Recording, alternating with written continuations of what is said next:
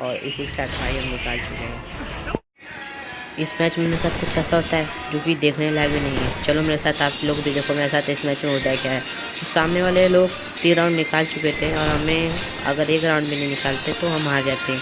तो यहाँ से हम जल्दी से ऊपर जाते हैं और ऊपर जाते शायद एक बंदा है, हाँ एक बंदा हमारे पर रश करता है और गुलवाल पटक को मैं खड़ी पकड़ लेता हूँ, काफ़ी सारा डैमेज देता हूँ और फिर मेरी मकड़ी उसे डाउन कर देती है और फिर इसे क्लियर कर सोचता हूँ डिजेट लूट लूँ क्या इसके पास है। हाँ इसके पास डिजेट है गाइस। यहाँ पे एक वॉल लगाओ नहीं तो बंदा मार देगा। यहाँ पे जल्दी से वॉल लगाता हूँ, मैक्सिमम को उठा देता हूँ, मैक्सिमम को लेकिन गिरा देता हूँ। सामने मेरा टीममेट डाउन हो चुका था तो जल्दी से आगे बढ़ता हूँ और ये बंदा मैडी मार रहा है और लेकिन उसे हेड नहीं लगा, मैं नीचे गिर गया लेकिन उसे हेड के साथ खत्म।